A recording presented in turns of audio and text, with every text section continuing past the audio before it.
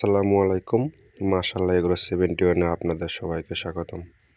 আলহামদুলিল্লাহ, আমার নিজের হাতে তৈরি ইনকিউবেটরে বাচ্চা ফুটেছে। আমি বিগত ডিসেম্বরের 19 তারিখে 25 পিস কোয়েল পাখির ডিম দেই ইনকিউবেটরে। আজকে 5 তারিখ, ইনশাল্লাহ সব প্রায় ডিমই ফুটে বাচ্চা বের হয়। 2টা বাদে 23টা বাচ্চা পাইছি। 2টা তো 12 ডিম ছিল, বর্তমানে 20 ডিম ছিল না, এই আর কি। কত সুন্দর বাচ্চা দেখতে পাচ্ছেন। আমি মূলত এই খাঁচাতে করে এখন নিয়ে যাব, বুডার ঘরে স্প্রে দিলাম, জীবাণুনাশক স্প্রে। দেখেন এখানে ইনকিউবেটরে ভিতর থেকে আমি এখন গুনে গুনে বাচ্চা বের করতেছি। কত সুন্দর, আল্লাহর কি অশেষ রহমত। একটা ডিম থেকে বাচ্চা বিগত 17 দিন পরে।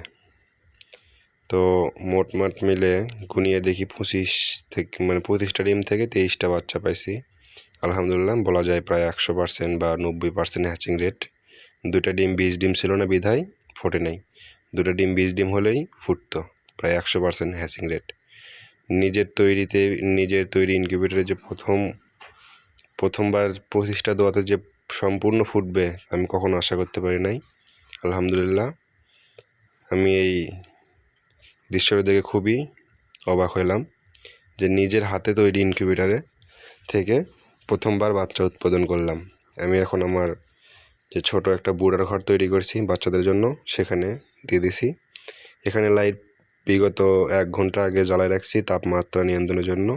আর পানি দিয়েছি লাইসোভিটার পানি। প্রথম দিন লাইসোভিটার পানি দেওয়া লাগে, পরে থেকে গ্লুকোজ আর অন্যান্য কিছু দেওয়া লাগে। তো আমি পানি দেওয়া বাচ্চা ছেড়ে দেওয়ার 1 ঘন্টা পরে খাবার দেব। তো ভিডিও দেখতে থাকুন। আমি সোনালি স্ট্যাটার নারিশ কোম্পানির সোনালি স্ট্যাটার যে ফিডটা, এটা ব্লেন্ডারে ব্লেন্ড করে বা অথবা যে কোনো জিনিস দিয়ে গুঁড়া করে আপনারা দিতে পারেন। বড় দানা দিলে কিন্তু খাবে না, পাখির অসুবিধা হতে পারে। তো আমি দেখতেছি যে পানির ভিতরে যান বাচ্চা যান না পড়ে, সেই জন্য পাথর দিয়েছি। তো আপনারাও এভাবেই দিতে পারেন, অনেক সুন্দর লাগতেছে বাচ্চাগুলো।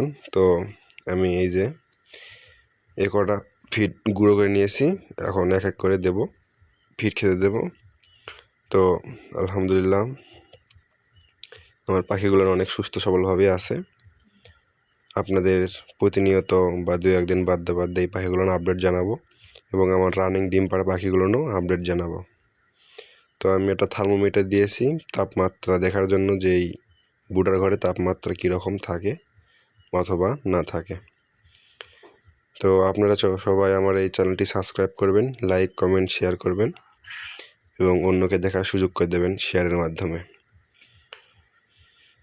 তো বলা যায় পাখি দেখেন, আমি 1 ঘন্টা পরে খাবার দিয়েছি, পাখিগুলোর অনেক ক্ষুধার্ত, তো খাবার খাচ্ছে। আলহামদুলিল্লাহ, অনেক সুস্থ সবলই আছে বলা যায়। এখন দেখি এই 25টা ডিমের মধ্যে আমি 23টা বাচ্চা পেলাম। এখানে এই 23টার মধ্যে কয়টা থাকে বা কয়টা রাখতে পারি, পরবর্তী ভিডিওতে ইনশাল্লাহ জানাই দেব আপনাদের। আর হ্যাঁ, আপনারা যারা শখ করে কোয়েল পাখি পালন করতে চান তারা অবশ্যই 30 দিন বা 35 দিন বয়সী কোয়েল পাখি দিয়ে শুরু করবেন।